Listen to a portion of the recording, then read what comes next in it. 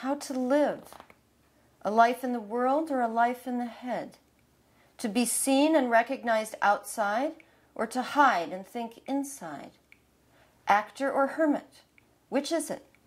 She wanted both, to be inside and outside, to ponder and to leap.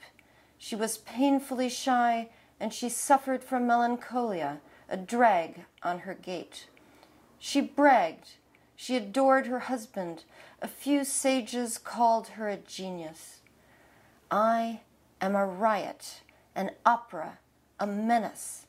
I am Mad Madge, Mad Hatter Harriet, a hideous anomaly who lives at the Heartbreak Hotel near Sunny's Bar on the water in Brooklyn with people straight from the funny papers. Bruno says there are those in the neighborhood who call me the witch. I take it on then, the enchantment of magic and the power of night. This book is a lot about pseudonymous existences and masks. And I think what Harry is doing, she hires 3 men to show her work for her as human masks, if you will. But her involvement, and in one case, genuine collaboration with another artist, a performance artist, becomes part of a way to reveal aspects of herself that she hasn't been fully aware of. So by putting on a mask, she is actually unearthing aspects of her personality, aspects of her being that were perhaps unavailable to her before.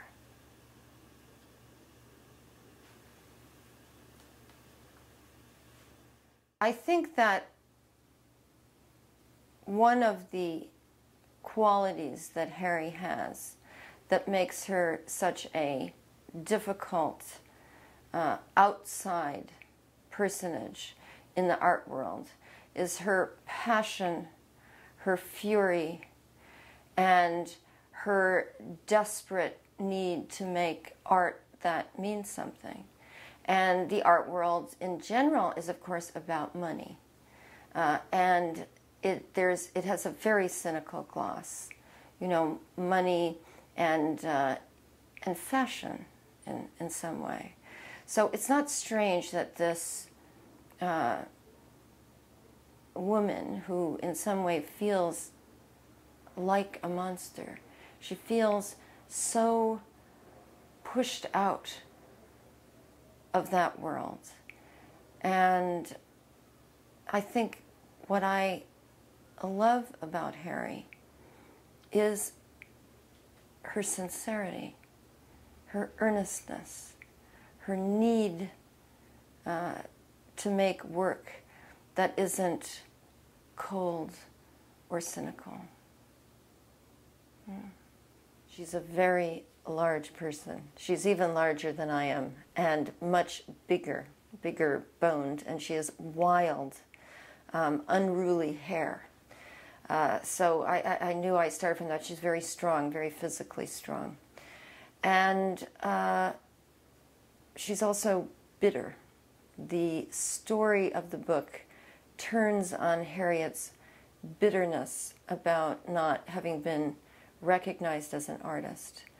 But it's quite a bit more complicated than that, because it has to do with her own past, her life with her parents, her life then with her husband, her now dead husband, as the story of the book begins, and her 2 children.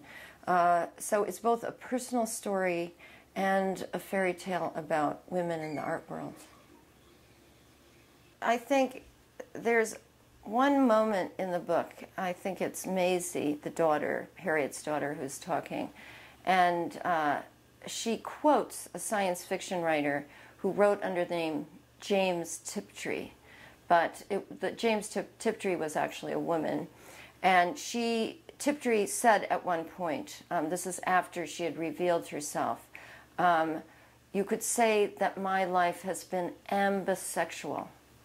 So there are definitely masculine and feminine categories in the book, and of course male characters and female characters.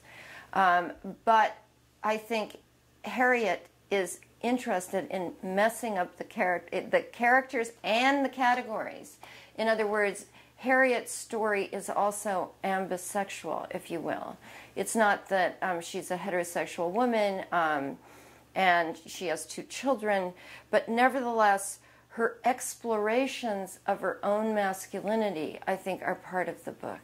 It's strange, but that she uncovers aspects of her own masculinity as opposed to her femininity through these masks that she wears, if you will.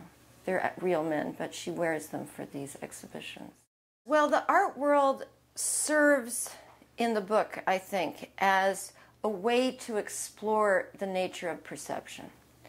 And so one of the characters, a dear friend of Harriet's, Rachel, is writing about how art is perceived in the world. And it seems that without a consensus, this is great, or this is cool, or this is with it, it's very hard for people to actually see art. Perception is laden with expectations, and we are led. I'm not excluding myself. I think everyone, to some degree, is led by perceptual expectations to declare something good or bad or mediocre. You can't see the world naked. You know, Cézanne was an artist who wanted to see the world naked. And of course he made some great canvases out of this idea. But I think we do perceive the world through our experiences in the past and those expectations. So to a large degree, I think we often are blind to what's actually in front of us. And of course there's a huge amount of sexism in the art world. You know, the most expensive work by women is much, much cheaper than, you know, the most expensive work by a man. And still in New York, the galleries show perhaps 18 to 20% of solo shows are by women. It's a really small percentage. So to some degree, this book is treating the sexism that's prevalent in these worlds, the art world here, but of course it's also true in literature. I think what has always interested me is that when people are making art, myself included, there is an aspect of ruthlessness to making art. In other words, you're looking, or I am always looking for emotional truths, however harsh or brutal they are, to put into a book. At the same time, I don't think that artists in their lives are, you know, less confined by the ethical or moral rules than anyone else. I think that's just silliness. But of course we see it all the time. There's a lot of entitlement that comes with fame. And entitlement and silliness. Well, I think the first reference is that Harry says, beware of naive realism. And naive realism is a philosophical position in which a person believes that the way the world appears to him or her is actually the way the world is. In other words, it's not filtered through perception. It has nothing to do with subjective understanding of what's out there. I mean, we really can't know. It's a Kantian position, isn't it? You know, you can't get to the thing itself. So that's a form of naivete. The other, getting involved with her first mask, which did not go so terribly well for either of them. Harriet understands that she has been naive about his feelings. I mean, she's treated him as literally a thing a mask that she can use. And of course his life is deeply affected by this. So she was stupid not to understand that no human being is a costume. We can't put each other on in that way. And but Harry is in her own way ruthless and determined, and so she keeps going. In the novel, you mention an obscure novelist, an essayist called Siri Hustvedt. Yes. Sorry. Whose position Burden calls a moving target. Yes. What do you mean by this? What do you mean by the self-description in the hand of one of your fictional characters? And how do you see yourself as a moving target? Or is it just Harry that sees yourself as a moving target?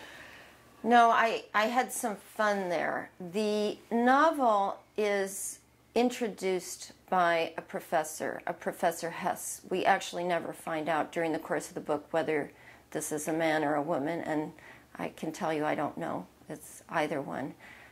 And he or she also adds notes to the book and conducts some interviews. And in this particular place, which is very complicated, it's a kind of diabolical structure of one mask underneath another. But I put myself in there because it was amusing to me, but also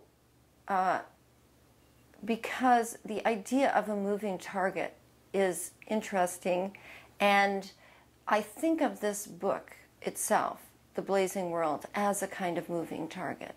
You know, once you feel that you've gotten a hold of it, it slips away.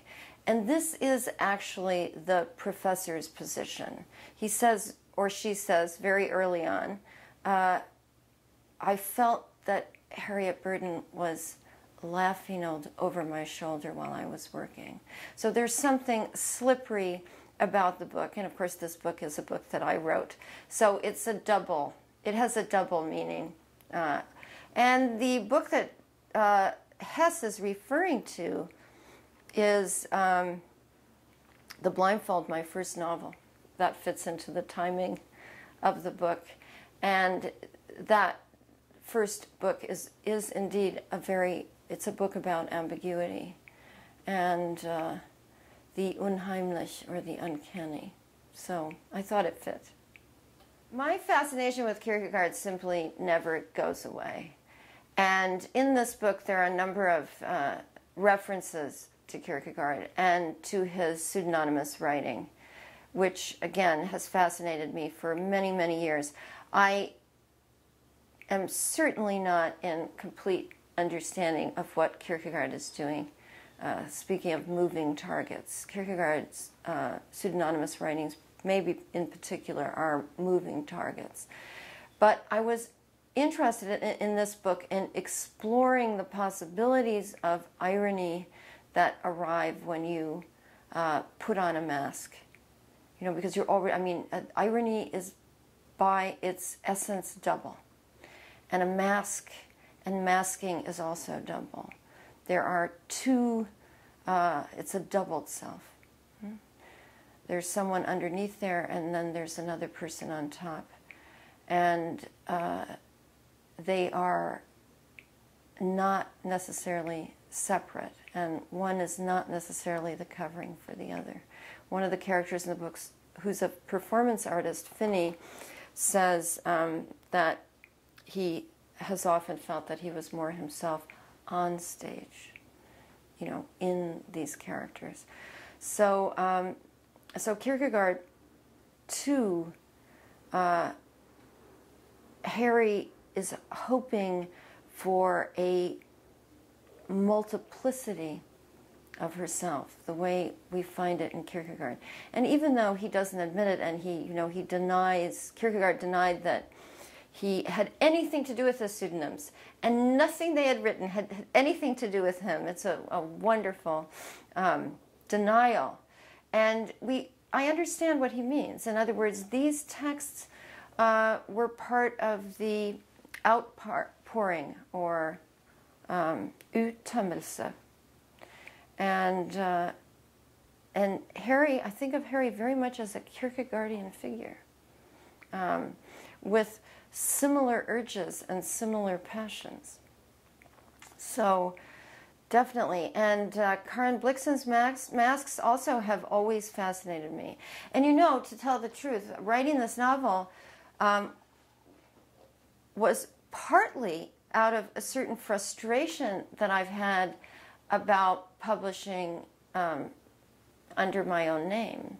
I mean, I've often thought, well, people necessarily read, say, my novel, What I Loved, people always said over and over again, what was it like to write as a man? You know, why did you do that? Blah, blah, blah. And I thought, well, if no one knew or someone else's name was on the book, I wouldn't have to answer these questions, because it seems to me becoming the other is the nature of the imagination. That's what we do. We transform ourselves into others, and those acrobatics are what are so exciting. But I think the world has a tendency to want to, you know, cage the writer, to perceive a writer in this or that way, and that can feel caging rather than liberating. So I got to have my character do it. There's one other story I have to tell. There are times when I've thought to myself, Finny, you must have dreamed it, but I didn't. One night I came home from the club. It was about 5 in the morning, maybe a little later. The night was cold, and before I went inside, I stood by the water and looked up at a skinny little moon with some thin clouds over it. When I walked into the hallway, I immediately knew something was wrong. I heard a retching sound, a cry, then loud cracks and thuds. The acoustics were strange in that building, and tracing noises wasn't easy. I checked on the barometer, but he was in a sleeping bag. Burglars are quiet, I thought. I heard gasps, more choking sounds. They're coming from Harry's studio, I thought. I rushed to the door, opened it, and at the far end of the room, about 25 yards away, I saw Harry kneeling on the floor. She had a big kitchen cleaver in her fist and was ripping open one of her metamorphs. I couldn't tell which one. The huge space was dark except for a single light that shone down on her. She didn't hear me because she groaned each time she thrust the knife into the padded body. There were also broken fragments of wood around her, and I guessed she had torn apart one of her little rooms of boxes. I closed the door as quietly as I could and tiptoed to my room. I'm sure there are scads of artists over the centuries who have kicked, beaten, and mangled their own works in despair and frustration. It was no crime.